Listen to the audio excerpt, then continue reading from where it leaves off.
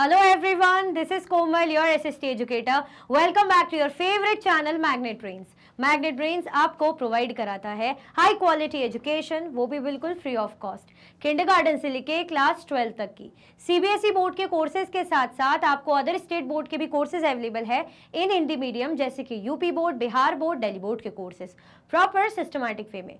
कोई दिक्कत परेशानी आपको नहीं होगी। डेली प्रैक्टिस सेट्स के क्वेश्चंस भी मिलेंगे, प्रैक्टिस भी करते जाइएगा। ई बुक्स और ई नोट्स के लिंक आपको डिस्क्रिप्शन बॉक्स में अवेलेबल है, भटकने की बात बिल्कुल भी नहीं बनती। सो आज हम क्या करने वाले हैं, हमारा चैप्टर 4 है जिसका नाम है tribals, dikus and the vision of a golden age. इसकी वर्कशीट को हम सॉल्व करने वाले हैं, है ना। ये चैप्टर बेसिकली पूरा ट्राइबल्स पे था कि कैसे अंग्रेजों के शासन ने, जो कंपनी के शासन ने, है ना, ब्रिटिश के शासन ने इनको भी परेशान करके रख दिया था। इससे पहले वाले चैप्टर में हमने क्या देखा था, हमने कंट्री साइड का देखा था, और उससे पहले वाला जो सेकंड चैप्टर था हमारा टेरिटरी, यानी कैसे राज्यों को अपने अंडर हथिया रहे थे, है ना, धीरे धीरे टेरिटरीज को एनेक्स कर रहे थे। फिर उसके बाद गांव इलाके में आ गए, कंट्री साइड। नाउ अब इनकी नजर जो थी वो किनको परेशान करने की थी, किनका एरिया हथियाने की थी, ट्राइबल ग्रुप का। दैट मीन्स फॉरेस्टेड एरिया में नजर थी, ठीक है, जिसके कारण ट्राइबल ग्रुप्स को बहुत सारी परेशानी झेलनी पड़ी, जो कि हमने चैप्टर में बहुत अच्छे से पढ़ा है। अपने जो है उनको लैंड छोड़ के जाना पड़ा, है ना, जमीनें छोड़ के जानी पड़ी, और शहरों में जा जाके छोटे मोटे काम ढूंढने पड़े, और वहां पर भी जहां ये काम कर रहे हैं, लेबर मजदूरी वगैरह कर रहे हैं, तो वहां भी बेचारों के साथ अत्याचार होता था, ठीक है। ये सब हमने चैप्टर में डिस्कस किया था। बिरसा मुंडा एंड में हमने उनके बारे में पढ़ा था कि कैसे वो गोल्डन एज की बात करते हैं कि सब अच्छा अच्छा आप कीजिए, अच्छी अच्छी चीजें कीजिए, है ना। चलिए तो स्टार्ट करते हैं। पहले आप क्या कर दो, लाइक कर दो।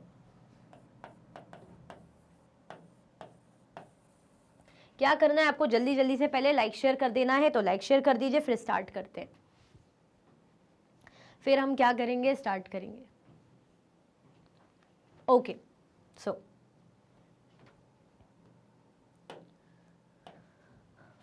the British described the tribal people as, जो ब्रिटिशर्स थे उनकी नजरों में ट्राइबल पीपल कैसे थे, उनको किस तरीके से डिस्क्राइब करते थे कि अरे ये लोग तो ऐसे हैं या ये लोग वैसे, हम बोलते हैं ना, तो किस तरीके से डिस्क्राइब करते थे, तारीफ करते थे या मतलब उनको बुरा बोलते थे या बेकार समझते थे, क्या होगा answer. The British described the tribal people as war. How? कैसे? जंगली वगैरह ऐसा मानते थे ना कि ये लोग ऐसे ही होते हैं, नॉलेज नहीं होता, सेवेज टाइप का, कि वाइल्ड एंड सेवेज, ठीक है, इस तरीके से ऐसा मानते थे कि जंगली होते हैं, ना तौर तरीका कुछ भी नहीं, है ना। The method of sowing seeds in झूम cultivation is known as, जो मेथड यूज करा जाता है किसमें, झूम कल्टीवेशन में। झूम कल्टीवेशन जिसका अदर नाम क्या है, आपने ज्योग्राफी में भी पढ़ा है, बहुत अच्छे से समझाया है, जिसको शिफ्टिंग कल्टीवेशन भी बोलते हैं। क्या बोलते हैं, जिसको हम शिफ्टिंग कल्टीवेशन भी बोलते हैं, झूम कल्टीवेशन की बात कह रहे हैं, है ना, जिसको शिफ्टिंग कल्टीवेशन भी कहा जाता है। हमने पढ़ा था ना, इसमें क्या होता है, अब जिस तरीके से इसमें बीज बोए जाते हैं उसको क्या बोलते हैं, ब्रॉडकास्टिंग। क्या बोलते हैं, ब्रॉडकास्टिंग। कैसे बोए जाते हैं, आपको पूरी प्रोसेस कितने बार मैंने पढ़ के मतलब समझाई है कि हम कैसा लैंड लेते हैं, अच्छा जहां पे बढ़िया सी बारिश हो, खूब घने घने जंगल हो, अच्छा वेजिटेशन वाला एरिया हो, है ना, वो वाली जगहों को हम चुनते हैं। मतलब जो फार्मर उस जगह को चुनते हैं, छोटा स्मॉल पैच ऑफ लैंड, फिर पेड़ों को काटते हैं, उनको जलाते हैं, घास वगैरह सब जलाते हैं, उसके बाद उसमें बीज लगाते हैं, खेती बाड़ी करते हैं, और जब तक करते रहते हैं जब तक मिट्टी जो है इनफर्टाइल, मतलब मिट्टी अपनी फर्टिलिटी ना खो दे, है ना, मिट्टी की क्वालिटी ना खराब हो जाए, तब तक करते रहते हैं। जब लगता है कि भाई मिट्टी की क्वालिटी खराब हो चुकी, तो वो लोग शिफ्ट हो जाते हैं दूसरे लैंड में, है ना, दूसरे लैंड में शिफ्ट हो जाएंगे। अब सेम प्रोसेस वो दूसरे लैंड में करेंगे, और इन द मीनवाइल क्या होता रहेगा, ये वाला जो लैंड है जहाँ पे पहले वो लोग बीज वगैरह बो रहे थे, फसल लगा रहे थे, वहां पे वो लैंड की फर्टिलिटी ग्रो होती रहेगी, क्लियर, मतलब अच्छी होती रहेगी। तो यही जो मेथड है सीड्स को लगाने का, सो करने का, बोने का, झूम कल्टीवेशन में, जिसे हम शिफ्टिंग कल्टीवेशन भी कहते हैं, क्या कहा जाता है उस मेथड को, ब्रॉडकास्टिंग। क्लियर, याद रख लो अच्छे से क्या है ब्रॉडकास्टिंग, क्योंकि इसकी बहुत इंपॉर्टेंट रोल हमने देखा था जब हम पढ़ रहे थे ट्राइबल ग्रुप के बारे में, कि काफी लोग झूम कल्टीवेटर्स थे, ठीक है। The tribal chiefs got land titles in Dash India under the British land settlements.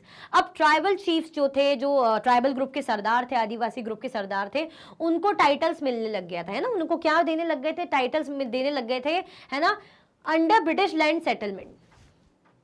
अब ब्रिटिश लोगों ने क्या करा था, एक सेटलमेंट टाइप का करा था, अपने हिसाब से चीजें मैनेज करते। देखो पहले सब कुछ सबका अपने हिसाब से चल रहा था, चाहे राजास की बात करें, नवाब्स की बात करें, कंट्री साइड की बात करें। तो जब सब जगह इन्होंने दखल अंदाजी की है, तो फिर यहाँ तो इनका इंटरफेरेंस कैसे, यहाँ से कैसे ही छोड़ देंगे, यहाँ से भी होगा इनका इंटरफेरेंस, है ना, यहाँ पे भी दखल अंदाजी करेंगे। तो कैसे करेंगे, कैसे करा इन्होंने, अपना जो है लैंड सेटलमेंट का मेथड लेकर आ गए, ठीक है। तो कहां पे टाइटल्स मिलने लग गए थे, कौन सी जगह की बात हो रही, भारत के ईस्ट साइड की बात हो रही है, west side, central India, north या साउथ? सेंट्रल इंडिया, ठीक है। Tribals went to work in the tea plantations of dash and the coal mines in. जो ट्राइबल्स थे कहां पे गए काम करने, टी प्लांटेशन में, है ना। Tribals went to work in the tea plantation of dash and the coal mines in dash. कहाँ कहाँ गए, देखो ये लोग बेचारे क्या करना पड़ रहा था इनको कि अपनी जो इनकी ज़मीनें हैं, मतलब ज़मीन है, जंगल जहाँ पे इनका घर है, जहाँ पे रहते हैं, इनकी लाइवलीहुड चलती है। अब ब्रिटिशर्स लोग तो भगा रहे थे, तो इनको छोड़ छोड़ के उन जगहों को जाना पड़ रहा था। तो बेचारे अब दूसरी दूसरी जगह काम कर रहे थे, प्लांटेशंस में, माइंस में जाके, खदानों में जाके बेचारे अपनी जान की बाजी लगा लगा के काम कर रहे थे। तो प्लांटेशन ऑफ किसके और माइंस कहाँ की, हमने पढ़ी थी ना माइंस और प्लांटेशन के बारे में, कहाँ पे हो रहा था बताओ?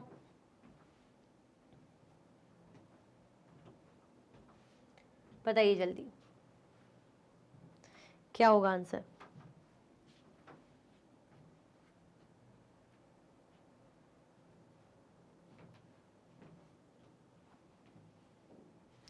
क्या हो जाएगा हमारा आंसर? आसाम में, है ना, आसाम में टी प्लांटेशन, वहां पे काम कर रहे थे, और बिहार की जो कोल माइंस थी, खदानें थी कोयले की, वहां पे काम कर रहे थे, ठीक है। The Khonds were a community living in the forest of, खॉर्न जो ट्राइबल कम्युनिटी थी वो कहाँ रहती थी, फॉरेस्ट ऑफ वेयर, वो आपको बताना है जगह, जल्दी बताओ। खॉर्न्स के बारे में पढ़ा था ना, गॉर्न्स के बारे में, खॉर्न्स के बारे में, संथल्स के बारे में, बहुत सारी ट्राइब्स के बारे में देखा था, एक नहीं बहुत, जल्दी बताइए।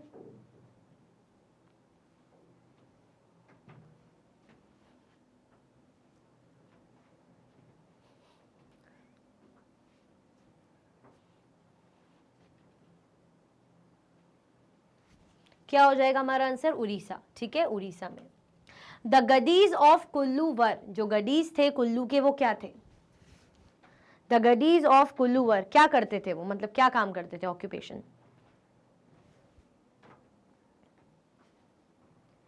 क्या थे? शेफर्ड्स थे। क्या हो जाएगा हमारा आंसर? शेफर्ड्स थे, ठीक है, भेड़ बकरी वगैरह पालते थे। चलो अब ट्रू फॉल्स है। By the 19th century tribal people in different parts of India were involve in a variety of activities. 19th century की बात करें तो जो ट्राइबल पीपल थे डिफरेंट डिफरेंट पार्ट्स के इंडिया के, है ना, वो अलग अलग एक्टिविटीज में इन्वॉल्व थे, है ना। मतलब ऐसा नहीं कि हर कोई एक जैसे ही काम कर रहा है, हर कोई आपको दिखेंगे ट्राइबल ग्रुप के, चाहे सेंट्रल इंडिया का देख लो, नॉर्थ इंडिया का देख लो, साउथ का देख लो, तो सब खेती कर रहे हैं, या सब जगह सब फॉरेस्ट प्रोड्यूस पे जी रहे हैं, या सब जगह सब शेफर्ड ही है। क्या है मतलब, क्या वेराइटी ऑफ एक्टिविटीज करते थे, या एक जैसी ही एक्टिविटीज आपने देखी? आपने तो पढ़ा है ना, चैप्टर मैंने पढ़ा है, क्या करते थे बताओ? वेराइटी ऑफ एक्टिविटीज में एंगेज थे, या एक जैसी ही एक्टिविटी करते थे? अगर चैप्टर अच्छे से याद है तो तुरंत आंसर लगा दोगे। क्या हो जाएगा हमारा आंसर? हमने तो बहुत अच्छे से पढ़ा है कि वैरायटी ऑफ एक्टिविटीज में इंक्लूडेड थे। कोई क्या करता था, फॉरेस्ट प्रोड्यूस पे जीता था, कोई हंटर गैदरर था, है ना, कोई क्या था, जो है शिफ्टिंग एग्रीकल्चर कल्टीवेटर था, है ना, क्लियर। चलो कोई जो है वही हंटिंग वगैरह कर रहा है, ये सारी चीजों में अलग अलग वैरायटी है, ऐसा नहीं कि सब एक जैसा ही काम कर रहे हैं। कोई सेटल्ड एग्रीकल्चर था, है ना, जो एक ही जगह रह के खेती करते हैं, ठीक है। All members of the clan were regarded as descendants of the original settlers who had first cleared the land. जो मेंबर्स के क्लैन के मेंबर्स रहते थे उनको क्या माना जाता था? जो ओरिजिनल सेटलर्स हैं, जो ओरिजिन मतलब सबसे पहले आए थे, जिन्होंने सबसे पहले लैंड को क्लियर करा था, उनके क्या है? वंशज हैं, डिसेंडेंट है। क्या सही है ये बताओ? ट्रू है या फॉल्स?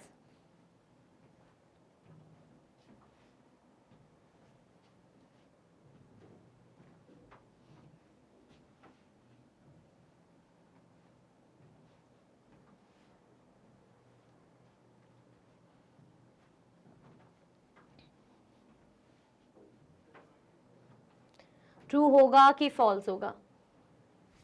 क्या हो जाएगा हमारा आंसर? ट्रू, सही बात है।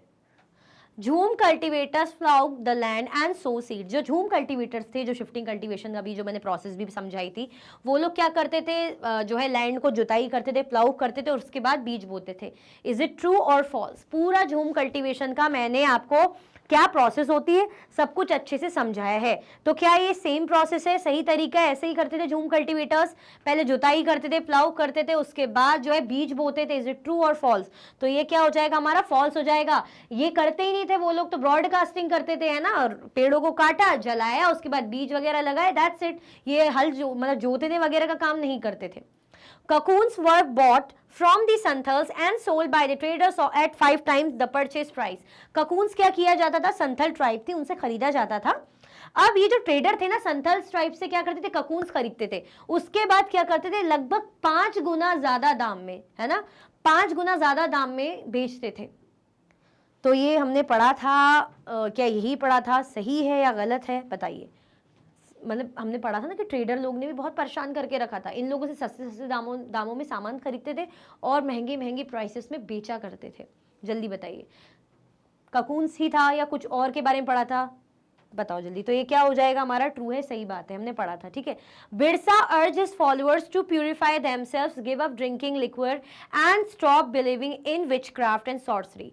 जो बिरसा मुंडा थे, उन्होंने क्या बोला था अपने ट्राइब के लोगों को, अपने लोगों को, कि भाई खुद को शुद्ध करो, है ना, ये गंदी आदतें मत डालो, है ना, कि आप जो क्या कर रहे हो, ये भूत पिशाच, ये सुपरस्टिशियस चीजें कर रहे हो, काला जादू एंड ऑल कर रहे हो, है ना, आप ये ड्रिंक कर रहे हो, ये सारी चीजें मत करो, ये अच्छी चीजें नहीं है, ये सब छोड़ दो। तो हम सब क्या हो जाएंगे, हम वो गोल्डन एज में चले जाएंगे जो बहुत ही अच्छी थी, जब हम एक अपने लेवल पे थे, प्राइम लेवल पे हम कह सकते हैं, ठीक है। तो क्या सही बात है, ऐसे ही कहा था इन्होंने, जल्दी बताओ। अब तो मैंने एक्सप्लेन कर दिया है, याद आ जाना चाहिए अच्छे से। ट्रू है या फॉल्स है, क्या हो जाएगा ये हमारा हो जाएगा ट्रू, है ना, ठीक है। चलो, now question third, why did the British want tribal groups to settle down and become peasant cultivators? Britishers ऐसा क्यों चाह रहे थे कि ये जो ट्राइबल ग्रुप्स हैं ये क्या हो जाए, सेटल हो जाए, भाई सेटल होके एक जगह खेती बाड़ी करे। जंगलों में जो एरिया काट के, पेड़ों को काट के, फिर उसके बाद उस जगह पे खेती कर रहे हैं, फिर दूसरी जगह शिफ्ट हो रहे हैं, ये ना करके क्या करें ये लोग, एक ही जगह खेती करें, सेटल एग्रीकल्चरिस्ट बने। ऐसा क्यों चाह रहे थे, इनको क्या करना, चाहे खेती करें नहीं करें, झूम कल्टिवेटर रहे या सेटल एग्रीकल्चरिस्ट रहे, इनको क्या, देख लेते। It was because settled peasants were easier to control and administer people who were always on the move. सही बात है, अब कोई भी चीज है जो हमारे हाथ तो कंट्रोल में नहीं हो सकती, कैसे, जब वो कभी इधर है, कभी उधर है, कभी इधर है, तो क्या आप उसको कंट्रोल कर पाओगे, नहीं कर सकते आप। अब जैसे ये जो शिफ्टिंग कल्टीवेटर्स थे, कभी इधर खेती कर रहे हैं, कभी उधर खेती कर रहे हैं, तो उन पर कंट्रोल जमाना, उन पर हुकूमत जमाना मुश्किल हो रहा था। अब जैसे पता है कि भाई इनका लैंड है, ये तो यही है, तो उनको दबा सकते, परेशान कर सकते, है ना, कि देखो तुम अगर हमारी नहीं सुनोगे तो ये तुम्हारी जमीन है और हम फिर देख लेना क्या कर लेंगे। अब शिफ्टिंग कल्टीवेटर, अभी ये वाला लैंड लिया, फिर यहाँ पे हो गया, फिर दूसरी जगह चले गए, फिर यहाँ पे भी हो गया, दूसरी जगह चले गए, तो कंट्रोल करना मुश्किल हो रहा था। तो इसीलिए चाह रहे थे कि अगर हमें कंट्रोल करना है और क्या करना है, इनको प्रॉपर तरीके से एडमिनिस्टर करना है, तो क्या करना पड़ेगा, सेटल करवाओ इन्हें एक जगह पे खेती बाड़ी करवाओ, ये जगह जगह घूमने का कोई मतलब नहीं बनता, ठीक है। चलो, मतलब अपना फायदा नहीं होता कुछ। Why did the British introduce land settlements? जो ब्रिटिशर्स थे लैंड सेटलमेंट्स क्यों लेकर आए थे ट्राइबल ग्रुप्स के, है ना, इन्होंने अपने तरीके से जमीनों से रिलेटेड जो भी काफी सारे सेटलमेंट्स ये लोग ने बना लिए थे, देख लेते हैं। They did so in order to get a regular revenue source of the state. ऐसा इसलिए क्योंकि इनको रेगुलर प्रॉपर तरीके से क्या था, देखो इनका कुछ भी करने का मकसद कोई हमारा इंप्रूवमेंट इतना था नहीं, अपना पैसा अर्न करना था, कि भाई हमें पैसा अर्न करना है, कमाना है ना। तो ये करने के लिए क्या क्यों करा इन्होंने ऐसा, पैसा अर्न करने के लिए, कि रेवेन्यू जो है रेगुलर बेसिस पे आता रहे, तो हम सेटलमेंट सिस्टम लगा देंगे और ये लोग फिर रेवेन्यू पे करते रहेंगे, हमारे कंट्रोल में रहेंगे और टाइमली हमारे पास प्रॉपर अमाउंट ऑफ रेवेन्यू आता रहेगा, जो हमारे लिए अच्छा है, हमारा खर्चा वगैरह निकालने के लिए, ठीक है। चलो, Whom did the Santhal tribes rearing silk cocoons view as their main enemies? अब जो संथल ट्राइब्स थी वो क्या करती थी, सिल्क ककून्स वगैरह रियर करती थी। अब किनको वो अपना मेन दुश्मन मानती थी, अभी हमने देखा था ना क्या कर रहे थे हम, आई थिंक ट्रू फॉल्स कर रहे थे क्या, कि जब जो ककून्स थे वो ट्रेडर को देते थे और ट्रेडर उनको 5 गुना ज़्यादा महंगे दामों में बेच के फ़ायदा उठाता था, और मेहनत तो असल ये कर रहे हैं ना ककून वगैरह बनाने में। चलो, The Santhal tribals rearing silk cocoons viewed the market and the traders as their main enemies. सही बात है ना, अब बेचारे मतलब अगर मैंने खेती बाड़ी करी इतनी मेहनत से और मैंने उसको कम, जो ट्रेडर है उसने कहा भाई मैं तो इतने दाम में ही खरीदूंगा, मैं इतने दाम में ही खरीदूंगा, तो उसने खरीदा मुझसे वो ककून मतलब समझो 100 रुपीज में, लेकिन वो मार्केट में बेच रहा है 500 रुपीज के, तो क्या मुझे गुस्सा नहीं आएगी कि मेहनत मेरी और मुझे सिर्फ उसका 100 मिल रहा है, बट उसको देखो 5 टाइम्स ज्यादा वो प्रॉफिट अर्न कर रहा है।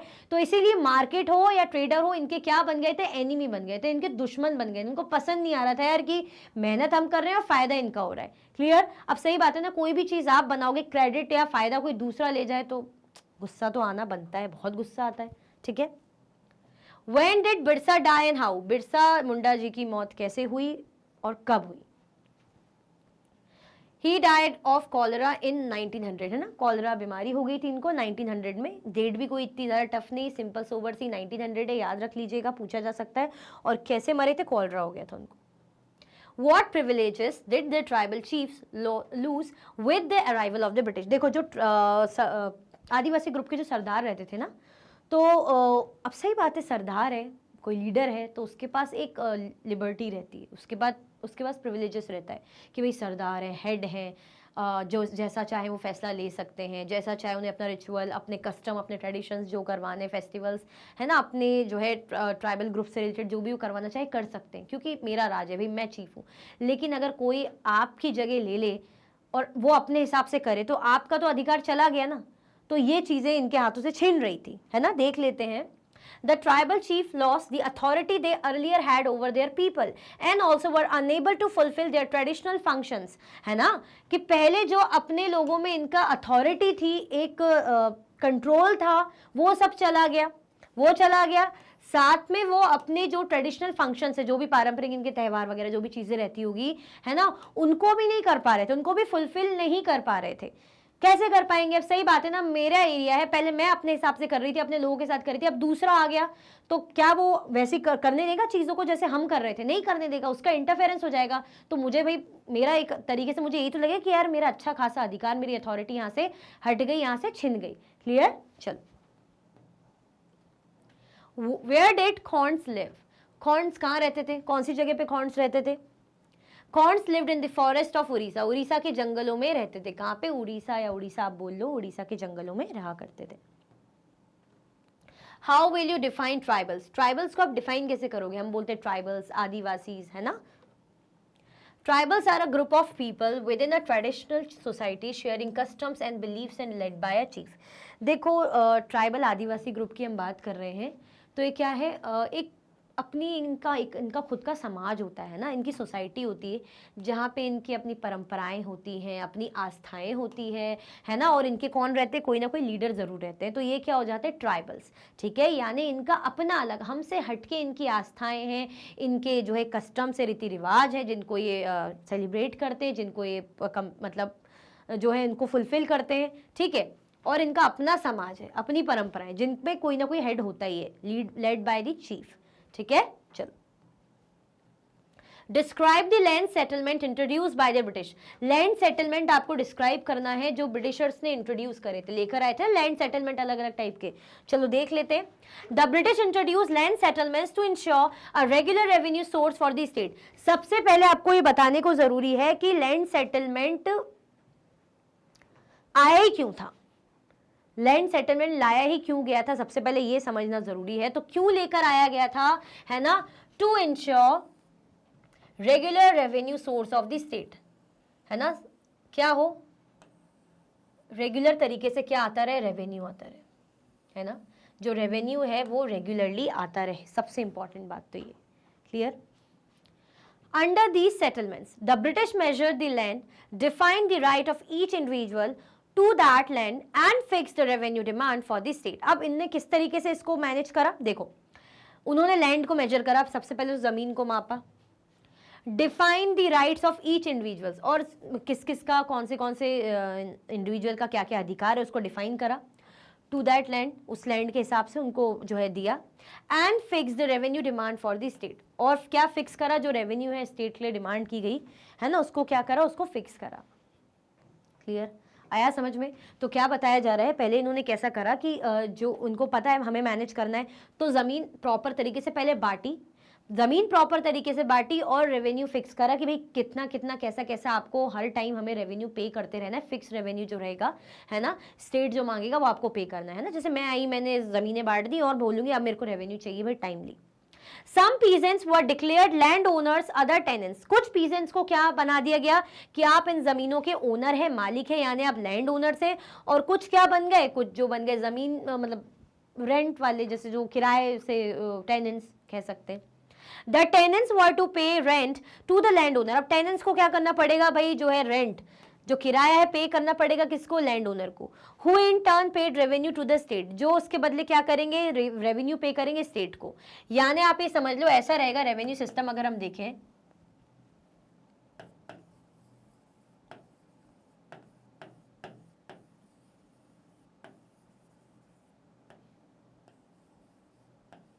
किसकी बात करें, हम रेवेन्यू सिस्टम की बात करें ना, तो पहले क्या होगा, जो टेनेंट्स है वो क्या करेंगे, रेंट पे करेंगे, है ना। टेनेंट्स विल पे, किसको पे करेंगे, टेनेंट्स लैंड ओनर्स को पे करेंगे, है ना, लैंड ओनर्स को पे करेंगे। अब ये लैंड ओनर इसके बदले क्या पे करेंगे, विल पे रेवेन्यू, क्या पे करेंगे, रेवेन्यू, है ना।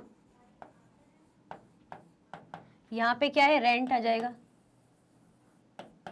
यहां पे क्या पे करेंगे, रेवेन्यू, किसको पे करेंगे, to state, to the state मतलब वही कंपनी को, ब्रिटिशर्स को। तो ऐसा सिस्टम इन्होंने कर दिया था कि क्या रहेगा, डायरेक्ट ये लोग नहीं ले रहे, इन्होंने क्या कर दिया, पहले तो जमीनों को बांट दिया, जमीनों में किसी को मालिक बना दिया, किसी को किराएदार बना दिया जिनकी खुद की जमीन नहीं है। अब जो टेनेंट्स रहेंगे जिनकी खुद की जमीन नहीं रहेगी, वो क्या करेंगे, जमींदारों को, जो जमीन के मालिक है उनको किराया देंगे, रेंट पे करेंगे। उसके बाद ये जो लैंड ओनर है वो क्या करेंगे, रेवेन्यू पे करेंगे, किसको पे करेंगे, स्टेट को। ठीक है, तो इस तरीके से इन लोगों के पास पैसा जाएगा। तो ये प्रोसेस कर दी थी, इस तरीके से इन्होंने लैंड सेटलमेंट कर दिया था। ठीक है, क्योंकि मेन पर्पस वही था कि बस हमें कमाना है, पैसा चाहिए रेवेन्यू के फॉर्म में, बस that's it. What were the results of tribal dependence on traders and money lenders? क्या नतीजा रहा जब जो ट्राइबल्स थे किस पे डिपेंड हो गए थे, ट्रेडर्स और मनी लेंडर्स पे। जो ट्राइबल ग्रुप थे किस पे डिपेंड थे, वो ट्रेडर्स और मनी लेंडर्स पे डिपेंड थे। सही बात है, रहना ही पड़ेगा, है ना। अगर कुछ सामान मैं बना रही हूं तो मैं, ट्रेडर आएगा मुझसे सामान खरीदेगा, अब वो क्या करता है, वो तो फायदा उठा लेता है, मेरी तो मजबूरी हो जाती है कि जैसे ककून हम बना रहे थे, संतल्स का देखा था कि अगर फॉर एग्जाम्पल 100 रुपीज में उन्होंने ककून से इतनी मेहनत करके 100 रुपीज में, सिर्फ 100 रुपीज में किसको बेच दिया, ट्रेडर उसको 200 में भी नहीं बेच रहा, वो 500 में बेच रहा है, वो बढ़िया अपना फायदा कर रहा है। तो इसके कारण उन्हें ना चाहते हुए भी ट्रेडर्स पे डिपेंड इसलिए होना पड़ा था क्योंकि वो उनका सामान खरीद के ले जाते थे। दूसरा, मनी लेंडर्स पे क्यों डिपेंड हो रहे हैं, मनी लेंडर, मनी लैंड करने वाले यानी मनी देने वाले, है ना, उधार जो देते हैं, लोन जो देते हैं। तो सही बात है, अब खर्चा होगा, कुछ भी हम पैसे पे नहीं कर पाएंगे, हमारे पास हाथ में पैसा ही नहीं होगा, तो हम क्या करेंगे, उन्हीं लोगों पे डिपेंड करेंगे ना जो बेचारे हमें उधार वगैरह देते। बेचारे भी क्या है, मतलब हम बेचारे जिनसे उधार लेते। ठीक है, चलो देख लेते हैं। Traders came to be the tribals with goods for sale at every high prices in return for the forest produce. Money lenders gave loans with which the tribals met their cash needs, adding to what they earned. The interest charge on the loans was very high, making the tribal debt-ridden and poor. Ultimately, they came to see the money lenders and traders as outsiders on whom they were dependent and caused them hardship in paying back the loans taken. वही process, सही चीज़ बता रही ना कि traders क्या करते थे, वो आते थे ट्राइबल्स के पास, है ना, जो भी है अपना सामान जो है उनको देते थे। जैसे मैं हूँ, मैंने जंगलों से बहुत सी चीज़ें जो फॉरेस्ट प्रोड्यूस है मैंने गैदर करा। बाहर से कोई आ रहा है ट्रेडर, वो मुझे सामान दे रहा है, उसके बदले मैं इनको एक गुड्स दे रही हूँ, ऐसा कर रहे हैं हम, एक्सचेंजिंग चल रही है। तो मुझे क्या करना पड़ेगा, डिपेंड रहना पड़ेगा, है ना। और अब क्या है कि ये लोग बोल रहे हैं कि भाई हम तुमसे जो सामान है इतनी प्राइस में ही खरीदेंगे, और ये बढ़िया बेचते थे बाहर महंगे दामों में, जैसे अभी मैं बताया ना कि 5 टाइम्स ज़्यादा।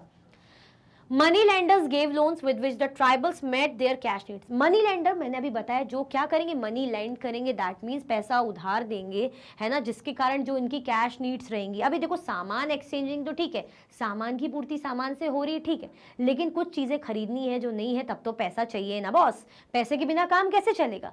तो कैश नीड्स इनकी कौन पूरी करता था, ये मनी लेंडर्स, और गुड्स की नीड्स कौन पूरी करता था, ये ट्रेडर्स। ठीक है, the interest charge on the loan was very high. अब ठीक है, मैं वो उधार तो दे रहे हैं, कोई ऐसा तो है नहीं कि बस बढ़िया बहुत अच्छे दिल के इसलिए दे रहे, नहीं, वो हाई इंटरेस्ट चार्ज करते थे कि भाई ठीक है, मैं तुम्हें 100 रुपये उधार दे रहा हूँ, तो तुम्हें रिटर्न जब करोगे ना तो ब्याज उसमें कितना लगेगा, 40 रुपये ब्याज ऐड करके, यानी तुम 140 दोगे, 140 दोगे, तो कितना बड़ा नुकसान हो रहा है इनका, ऑलमोस्ट हाफ उन्हें और एक्स्ट्रा देना पड़ रहा है ना। तो हाई इंटरेस्ट चार्ज करते थे, making the tribal depth ridden and poor, जिसके कारण जो बेचारे ट्राइबल ग्रुप तो क्या बनते जा रहे थे, वो बेचारे उधारी में, मतलब उधारी में बिल्कुल ऐसे दबते जा रहे थे, ठीक है। Ultimately they came to see the money lenders and traders as outsiders. अब उन्हें ऐसा लगने लग गया कि भाई ये जो मनी लेंडर्स हैं और ये ट्रेडर्स हैं, ये क्या है, ये आउटसाइडर्स हैं, है ना, on whom they were dependent and cause them hardship in paying back the loans taken. क्या मानने लग गए कि भाई ये लोग क्या हैं, ये लोग आउटसाइडर है, बाहर के लोग हैं, जिन पर मजबूरी में हमें डिपेंड होना पड़ रहा है, निर्भर होना पड़ रहा है, और जिसका ये क्या कर रहे हैं, हमारा फ़ायदा उठा रहे हैं, है ना, हमसे इतना भारी भारी जो है इंटरेस्ट ले रहे हैं और हमारा सामान खरीद के और महंगे दामों में बेच रहे हैं, तो हमारे साथ गलत हो रहा है। तो इसीलिए उनको ये लगने लग गया था कि भाई ये आउटसाइडर्स है, पर इनकी मजबूरी थी कि इन्हें इन पर डिपेंड होना पड़ रहा था, ठीक है, चाहे गुड्स के लिए हो चाहे पैसे के लिए हो।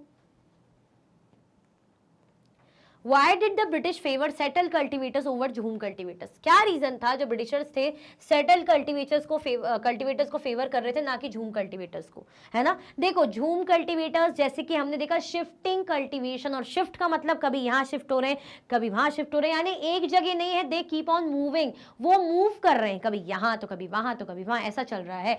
लेकिन अगर हम बात करें जो सेटल एग्रीकल्चरिस्ट या सेटल कल्टीवेटर, यानी वो एक ही जगह खेती कर रहा है, मैं हूं तो मेरा लैंड है, मेरी ज़मीन है, मैं यहीं ही खेती करूंगी। अब सामने वाले को तो पता है कि भाई इसकी ज़मीन है, यही खेती करेगी, तो हो सकता है वो मेरा फ़ायदा उठाए, है ना, परेशान करे, एक्सप्लॉइट करे, कुछ भी हो सकता है। लेकिन जो कभी इधर जा रहा है, कभी उधर जा रहा है, कभी इधर जा रहा है, उसको कैसे आप पकड़ पाओगे, उसको कैसे कंट्रोल कर पाओगे। तो इसीलिए चाह रहे थे ब्रिटिशर्स कि भाई हम सेटल कल्टीवेटर्स हो, ज़्यादा से ज़्यादा लोग तो ज़्यादा बढ़िया है। The British favored settled cultivators because the British were uncomfortable with groups which moved about like झूम cultivators and did not have a fixed home.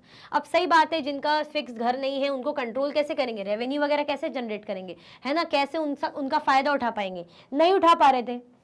They wanted tribal groups to settle down and become peasant cultivators. वो लोग क्या चाह रहे थे कि tribal groups क्या हो जाएं, सेटल हो जाएं और पीजेंट कल्टीवेटर्स बन जाएं, who were easier to control and administer than people who were always on the move.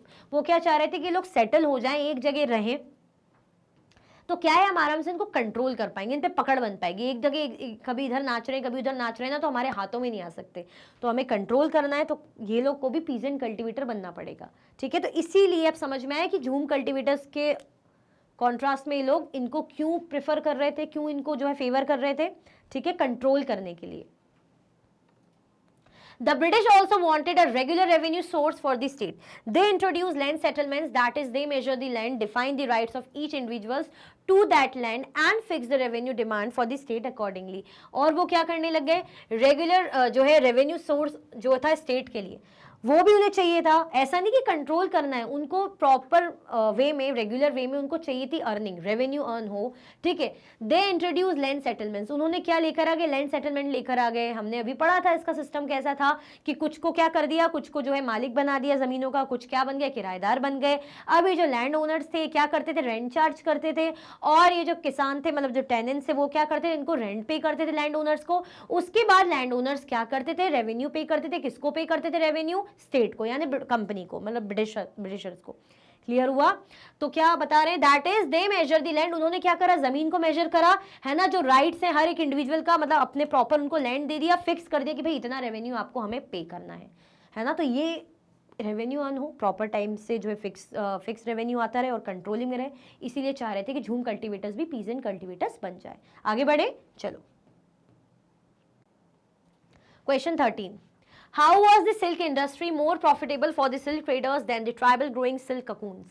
जो सिल्क इंडस्ट्रीज थी, है ना, कैसे ज़्यादा मतलब फ़ायदेमंद थी, है ना, किसके लिए, सिल्क ट्रेडर्स के लिए, देन दी ट्राइबल ग्रोइंग सिल्क ककून्स। बेचारे मतलब जो सिल्क ककून्स जो कर रहे हैं, जो बना के दे रहे हैं, as compare to them traders को कैसे फ़ायदा दे रही थी सिल्क इंडस्ट्री।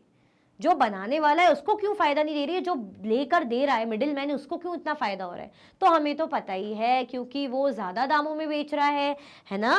देख लेते हैं, Through their agents, the traders dealing in silk collected the cocoons from the tribals living in Hazaribagh area. The growers were paid very less amount for cocoons. These were then sent to the Burdwan or Gaya for sale to the exporters at 5 times the price paid for them.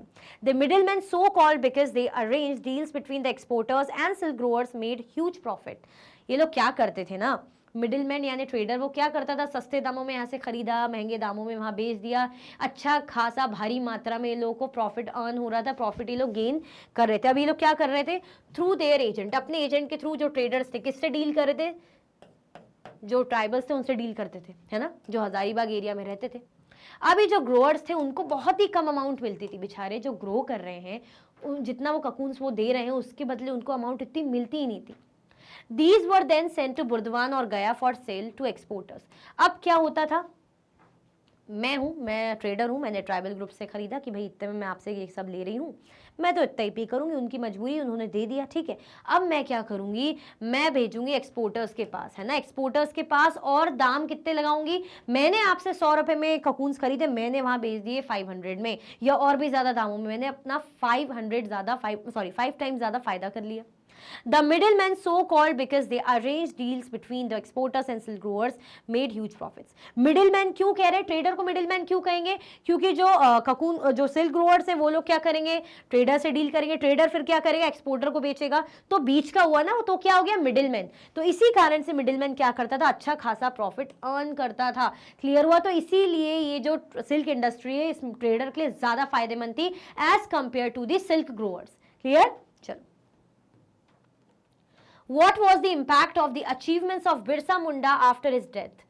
क्या प्रभाव रहा, जो भी achievements जब बिरसा मुंडा जी जिंदा थे, क्या उन्होंने काफ़ी अवेयरनेस का काम किया, लोगों को अवेयर करा, अच्छी अच्छी बातें सिखाई कि गलत सलत काम छोड़ दो, है ना, काला जादू इन सब चीज़ों में छोड़ दो, है ना, अच्छा काम करो तो आपके लिए अच्छा है, हिम्मत वाले बनो, ये सारी बातें उन्होंने कही थी। अब जब उनकी डेथ हो गई थी तो क्या उनके जो है उनका असर अभी भी देखने को मिलता है, इम्पैक्ट कुछ तो रहा, चलो देखते हैं। The Birsa Munda movement achievements were, it impacted the thinking of the British so that they were forced to make laws due to which tribal land could not be easily taken over by outsiders or non-tribals.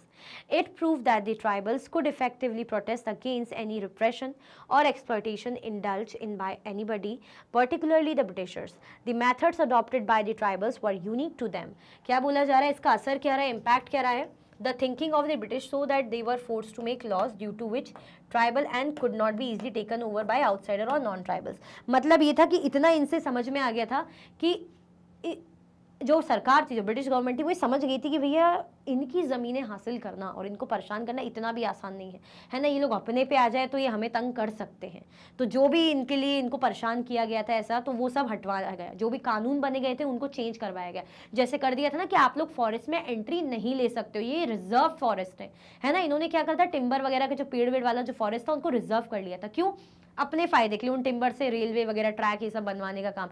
अब बेचारे जिनका जंगल है जो वहाँ रहते हैं उनका तो नुकसान हो गया, तो बहुत ज़्यादा भड़क गए थे, कानून बन गए, तो इन सबको हटवाने में बिरसा मुंडा का एक कह सकते इम्पैक्ट रहा, जो इनको समझ में आ गया कि भैया चेंजेस करने पड़ेंगे, क्योंकि चेंजेस नहीं करेंगे तो ये बहुत गुस्सा हो जाएंगे, फिर ये हमें परेशान करेंगे, ठीक है।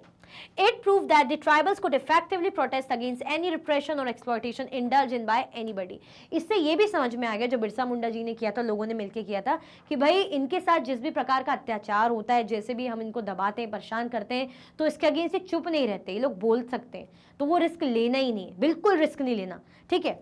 Particularly the Britishers, the method adopted by the tribals were unique to them, क्योंकि जो methods इन्होंने अडॉप्ट करे थे, अपनाए थे इनके अगेंस्ट जो है प्रोटेस्ट करने के लिए, वो बहुत ही ज़्यादा खास थे, यूनिक थे, है ना। और वो किसके कारण हुआ, ये सब बिरसा मुंडा के कारण हुआ। तो उनकी डेथ के बाद काफ़ी प्रभाव हमें देखने को मिलता है, जो भी मूवमेंट स्ट्रगल उन्होंने किया जब वो जिंदा थे, ठीक है। कानून बदले, चीज़ों में थोड़ी सी लीनियंसी बढ़ती गई, इनके अधिकार इन्हें वापस दिए गए। क्यों, क्योंकि समझ में आ गया था सरकार को कि नहीं यार, ये लोग अपने उस पर आ सकते हैं जिसको हम नहीं झेलना चाहते, ठीक है। चलो,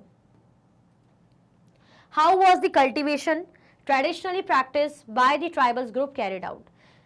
कैसे जो कल्टीवेशन, जो खेती बाड़ी ट्रेडिशनल वे में करते थे ट्राइबल ग्रुप, किस तरीके से चलाते थे, कैरी करते थे, मतलब चलता रहता था। द ट्राइबल्स ट्रेडिशनली प्रैक्टिस झूम कल्टीवेशन। हम बार बार ये डिस्कस कर चुके हैं इस चैप्टर में कि जो ट्रेडिशनल तौर पे लोग क्या करते थे, झूम कल्टीवेशन करते थे। दैट मीन्स शिफ्टिंग कल्टीवेशन, है ना, झूम cultivation, shifting cultivation, slash and burn कह सकते, काटो जलाओ खेती। This was done on a small patches of land mostly in the forest. ये कहाँ किया जाता है, ज़्यादा करके छोटे से स्मॉल पैच ऑफ लैंड को लिया जाता है, और स्पेशली अगर बात करें तो जंगलों की। कहाँ किसको लिया जाता है, जंगलों को लिया जाता है, जंगल एरिया को, जंगलात वाले। The cultivators cut the trees to allow sunlight to reach the ground। जो कल्टिवेटर्स है वो क्या करते हैं, पेड़ों को काटते हैं ताकि जो है पेड़ कटेंगे तो सनलाइट जो है, पेड़ हट जाएंगे तो सनलाइट जमीन पे आएगी, ग्राउंड पे आएगी। And burn the vegetation on the land to clear it for cultivation. अब क्या होगी, सनलाइट आएगी तो इससे जो भी घास वगैरह है, जो भी चीजें जलेगी, जल जाएगी। Then they spread the ash of the vegetation to fertilise the soil. अब वो क्या करेंगे, जो राख है, जो ऐश है ना, उसको क्या करेंगे, मिट्टी में ऐसे फैला देंगे, पूरा राख ही राख जो गई जल के, फैला दिया मिट्टी में। एज इट कंटेन पोटैश, क्योंकि इसमें क्या होता है, पोटैश होता है जो कि बहुत अच्छा रहता है। Then they scratch the soil to prepare it for cultivation. They use the axe of the to cut trees and hoe to scratch soil in order to prepare the land for cultivation। अब वो हथौड़ी कुल्हाड़ी वगैरह का use करेंगे, है ना, ऐसे खोदने के लिए, ताकि उसमें क्या कर सके, उसमें कल्टीवेशन कर सके, बीज वगैरह लगाएं, है ना। तो ये प्रोसेस ये लोग अपनाते थे, जिसको शिफ्टिंग कल्टीवेशन या झूम कल्टीवेशन भी कहते हैं। और आपने इसके बारे में मैं बहुत बार बोल चुकी हूँ, ज्योग्राफी में बहुत बहुत बहुत बहुत अच्छे से पढ़ा है, ठीक है। 8th में तो ज्योग्राफी क्या, 8th में तो सिविक्स में भी शिफ्टिंग कल्टीवेशन के बारे में है ना, हिस्ट्री में भी है, और ज्योग्राफी में तो फिर है ही है, क्लियर। तो ये ट्रेडिशनल तौर पे करते थे शिफ्टिंग कल्टीवेशन, और ये प्रोसेस होती थी। इसको बार बार मैं और एक्स्ट्रा एक्सप्लेन नहीं करूंगी, ऑलरेडी पता नहीं, अब तो मैं बताऊंगी, अगर स्टार्ट से करा जब से मैंने, तब से लेके अब तक कितने बार मैंने समझा दिया होगा। चलो, Then the seeds were scattered on the field instead of plowing the land and sowing the seeds। अब ये लोग ब्रॉडकास्टिंग का मेथड अपनाते हैं, है ना। ये लोग प्लाउइंग नहीं करते, जुताई नहीं करते, बीजों को ऐसे फैला देते हैं। Once the crop was ready and harvested, they moved to another area। एक बार क्रॉप ग्रो हो गई और कटाई हो गई तो क्या करते हैं, दूसरे एरिया में मूव करते हैं। क्यों, क्योंकि भाई जिस मिट्टी में ऐसे आग वाग लगाई, जलाया, है ना, पेड़ वगैरह, घास, तो उसकी फर्टिलिटी लूज हो जाती है ना, जो एक क्वालिटी मिट्टी की वो डिग्रेड हो जाती है। अब field that had been cultivated once was left fallow for several years to recover its fertility। जैसे मैंने इस जमीन पे शिफ्टिंग कल्टीवेशन कर ली, अब वो जमीन थोड़ी सी खराब हो गई, इसकी क्वालिटी चली गई, तो कुछ सालों के लिए उसे खाली छोड़ दिया जाएगा कि भाई तू वापस से अपनी पावर रिगेन करो, तब तक हम दूसरी जगह जाते हैं। फिर वहां भी सेम प्रोसेस होगी, वहां की मिट्टी फिर ऐसी हो जाएगी, तो फिर शिफ्ट हो जाएंगे दूसरी जगह। तो ऐसे they keep on moving, move करते ही रहते थे, ठीक है। चलो, why did the tribals agitate under British rule. Tribals क्यों इतना ज्यादा एजिटेटेड थे ब्रिटिश रूल्स के अंदर, तो हमें पता ही है, ट्राइबल्स के हर कोई पीड़ित था, इनसे हर कोई गुस्सा आया हुआ था। The tribals agitated under British rule because the powers and functions of tribal chiefs were reduced to keeping their land titles and renting out their lands only। अब दिक्कत ये हो गई थी कि मैं बढ़िया अपने एरिया की चीफ हूँ, है ना, ऐसी बहुत से सरदार लोग हैं, अब उनसे उनका टाइटल छीन लिया जाए, अथॉरिटी छीन ली जाए, ज़मीनें, मतलब फिर वो लोग अपने हिसाब से सेटल करें, मतलब कोई बाहर का आके आपसे आपका टाइटल छीन रहा है ना, बस अब आप साइड खड़े हो, आप कुछ नहीं कर पा रहे हो, सब कुछ वही कर रहे हैं, ज़मीन वगैरह को कैसे बांटना है, कैसा सेटलमेंट करना है, रेवेन्यू वगैरह, अर्निंग, रेंट पे क्या देना है, सब ब्रिटिशर्स कर रहे हैं, तो इस कारण भी गुस्सा आए हुए थे। They lost much of their economic and administrative power over their tribes and had to pay tribute to the British। Even एक होता है ना कि यार एक नाम बना हुआ है, रुतबा बना हुआ है, एक वो बना हुआ है ना कि एक पावर है, इकोनॉमिक तौर पे हो या एडमिनिस्ट्रेटिव तौर पे, अपने लोगों में एक डोमिनेंट हमारा रोल है, लेकिन अब वो भी छिन गया। अब उल्टा हमें क्या करना पड़ रहा है, इनको ट्रिब्यूट पे करना पड़ रहा है। ले, वैसे हाथ से जो था वो गया, अब ट्रिब्यूट भी दो। Their method of shifting cultivation was stopped and they had to settle down at fixed places to become peasant cultivators।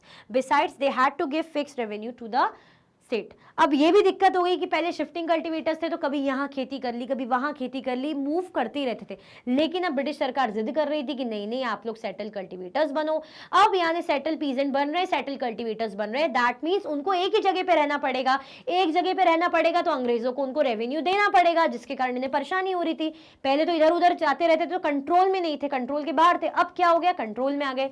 तो ये कुछ रीजंस थे। पहले तो इनका टाइटल छिन गया, इनकी अथॉरिटी छिन गई, जो ये पहले करते थे, आजादी थी, वो नहीं कर पा रहे थे, ऊपर से रेवेन्यू और ट्रिब्यूट भी देना पड़ रहा था स्टेट को। क्लियर। चलो, they are gathering of forest products for use or sale was stopped as the British declared forests as reserved, meaning that the tribals could not either live in the forest or enter them at will or take out forest produce. अब क्या हुआ था, जिन area में, जो जंगलों में इनका राज था, जहां पे रहते थे, जहां पे हंटिंग गैदरिंग करते थे, जहां पे फॉरेस्ट प्रोड्यूस कलेक्ट करते थे, वो सब अधिकार इनसे छीन लिए गए. इनको सीधे सीधे मना कर दिया गया, मतलब कंपनी ने, कि आप एंटर नहीं हो सकते, आप जंगलों में नहीं जा सकते, है ना. तो स्टेट ने मना कर दिया, तो जिसके कारण इनकी जो भी चीजें, जो थोड़ी बहुत लाइवलीहुड भी चल रही थी, वो भी छिन गई थी, आज़ादी भी छिन गई थी, जिसके चलते इन्हें शहरों में जाना पड़ा, छोटे मोटे काम ढूंढने पड़े, मेहनत मजदूरी करनी पड़ी, और वहां पर भी इनके साथ एक्सप्लॉयटेशन हो रहा था. जैसे कि हमने देखा, प्लांटेशंस में, माइंस में बेचारे मर रहे थे, इनकी तबीयत खराब हो रही थी, इनको घर नहीं जाने दिया जाता था, इतनी कम इनकी तनख्वाह होती थी, इतनी कम वेजेस इन्हें दी जाती थी. क्लियर. चलो, Why did the British introduce land settlements in the tribes? What was the net results of this? Land settlement क्यों लेकर आए थे? क्यों लेकर आए थे land settlement? बस इनका एक ही था कि पैसा खाना है, पैसा अर्न करना है, पैसा कमाना है, that's it, यही चाह रहे थे, है ना. तो उसके क्या रिजल्ट्स रहे, उसके असर क्या रहे, वो हमें बताना है. चलो, as the British could not get a regular fixed revenue for the state from shifting cultivators, they introduced land settlement in the tribes. That is, they measured land, defined the rights of each individuals to that land and fixed the revenue demands for the state. क्या करने लग गए थे वो लोग कि regular fix revenue आ नहीं पा रहा था, है ना, क्योंकि काफ़ी लोग शिफ्टिंग कल्टिवेटर्स थे जो एक जगह से दूसरी जगह मूव करते रहते थे. That is they measure the land. अब उन्होंने क्या करा कि यार कंट्रोल करना है, रेवेन्यू अर्न करना है, तो हम क्या इंट्रोड्यूस करेंगे, हम लैंड सेटलमेंट लेकर आएंगे ट्राइब्स में. इसका मतलब ये कि उन्होंने क्या करा, लैंड को मेजर करा, है ना, उनके राइट्स को डिफाइन करा, मतलब कि भाई किस किस का क्या क्या अधिकार है ना, और रेवेन्यू वगैरह फिक्स कर दिया जो स्टेट लेगी.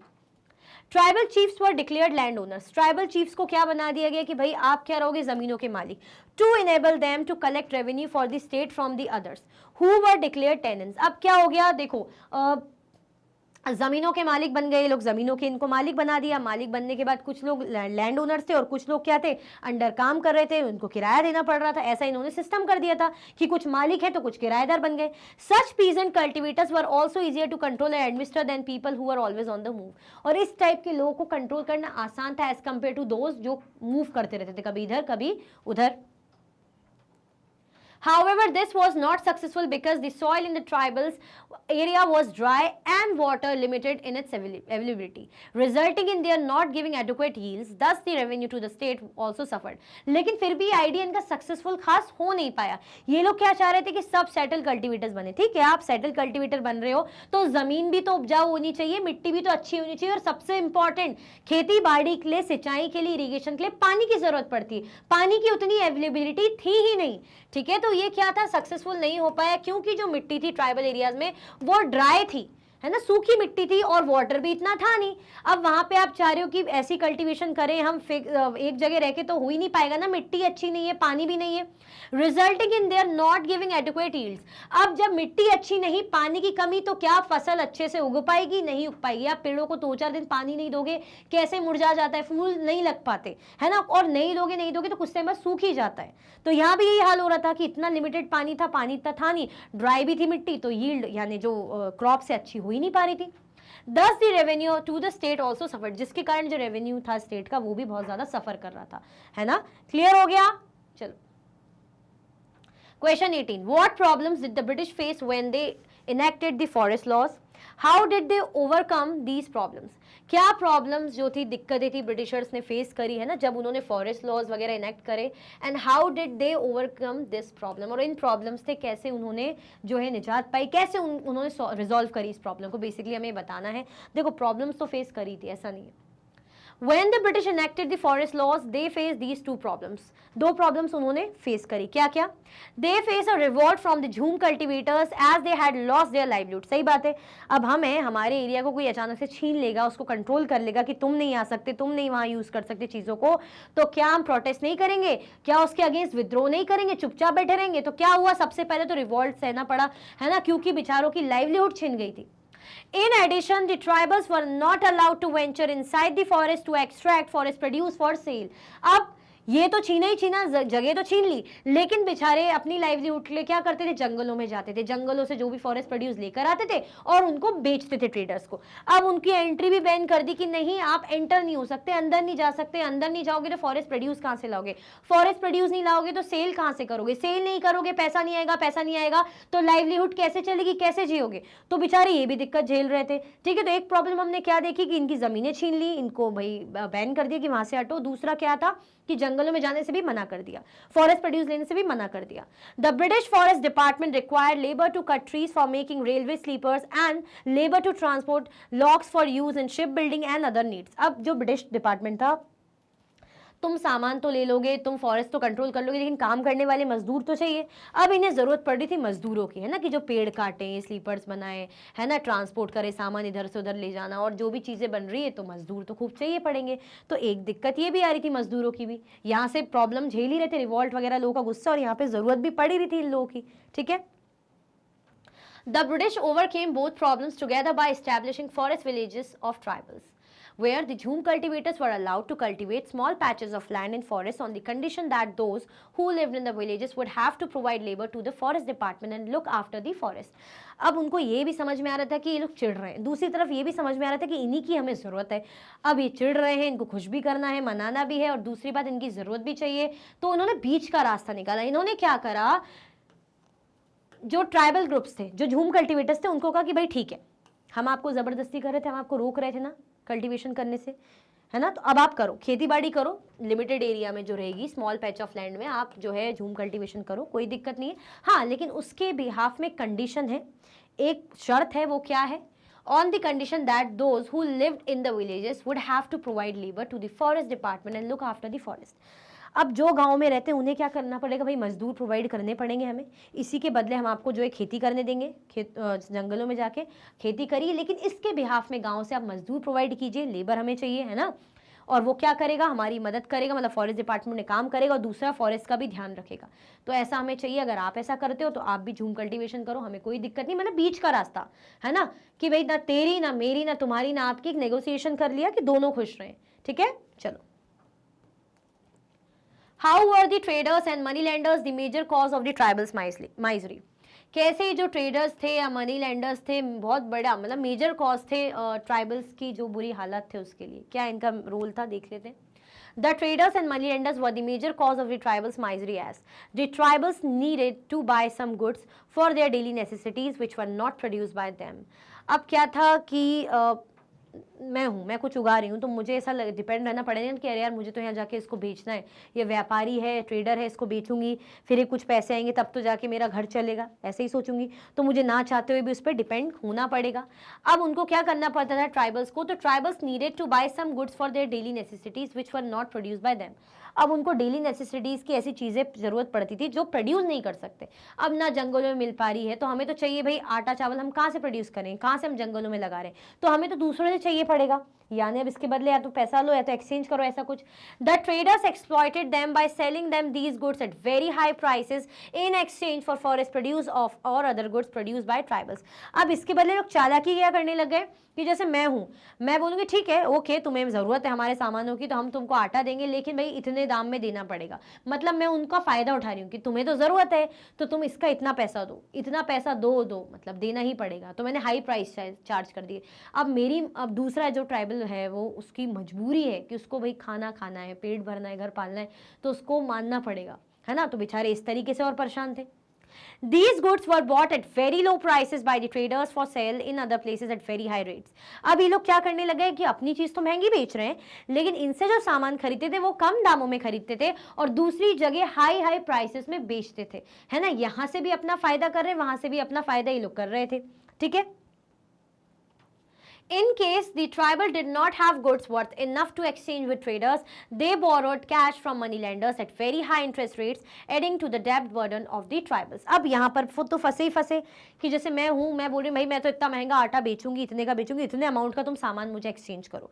अब मेरे पास मानो उतना अमाउंट का सामान नहीं है, पर मुझे तो भाई आटे की ज़रूरत है, मतलब आपको सॉरी आप ट्राइबल ग्रुप के, और आपको मुझसे आटे की तो ज़रूरत ही ज़रूरत है भाई, रोटी खाना है, पेट भरना है ना। और मैंने तो जिद कर रखी कि नहीं नहीं, आटा मेरा इतना महंगा है, आप सामान एक्सचेंज करो। आपके पास सामान नहीं, अब आप क्या करोगे, उधार लेना पड़ेगा। उधार किससे लोगे, जो उधारी देता है, मनी लेंडर के पास जाओगे।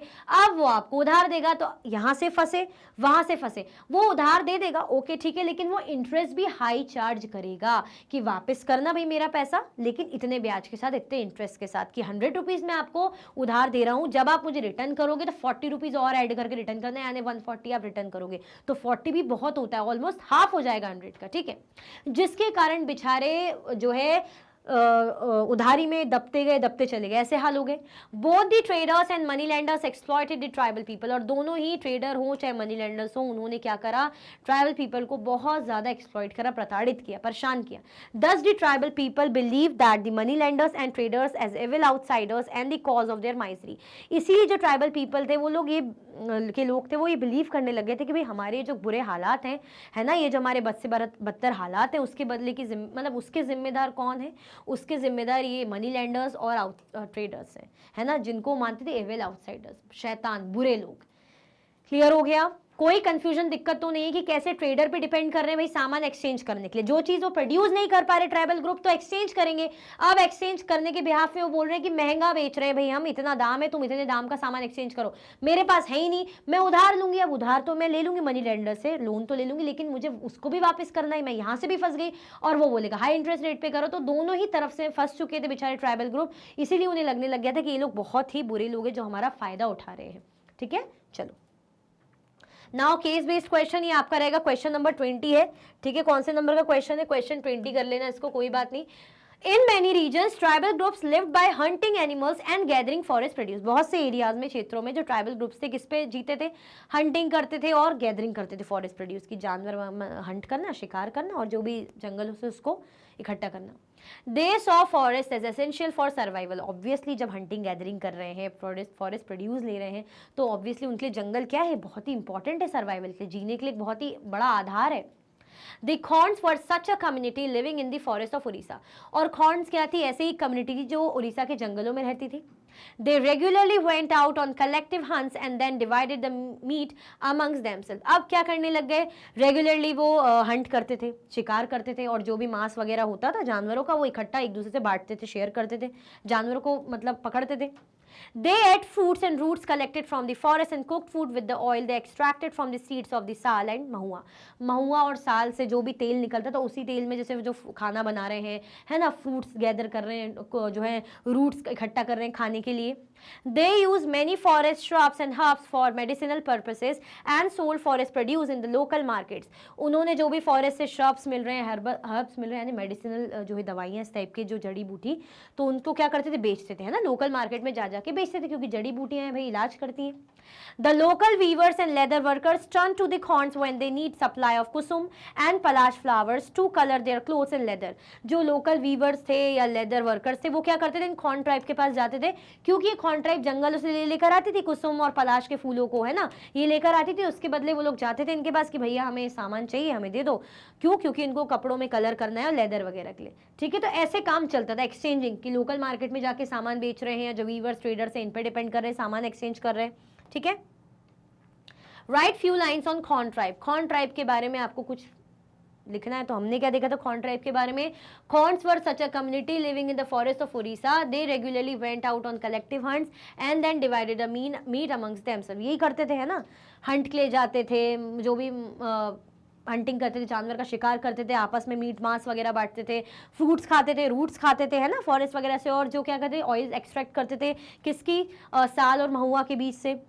Why did the local weaver and leather workers turn to the Khons for help? क्यों जाते थे लोग हेल्प के लिए, क्योंकि पलाश फ्लावर्स उनको चाहिए रहता था, है ना, कुसुम फ्लावर।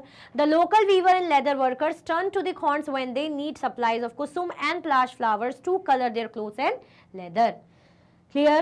चलो भाई, सो इसी के साथ इस चैप्टर की वर्कशीट एंड होती है, ठीक है। कुछ भी डाउट होता है आप कमेंट सेक्शन में ज़रूर बताइएगा। अगर आप और भी वीडियो के लेक्चर्स देखना चाहते हैं, मैग्नेट ब्रेन्स के यूट्यूब चैनल, एप्लीकेशन, वेबसाइट में आप देख सकते हैं। ई नोट्स और ई बुक्स की लिंक आपको डिस्क्रिप्शन बॉक्स में अवेलेबल है।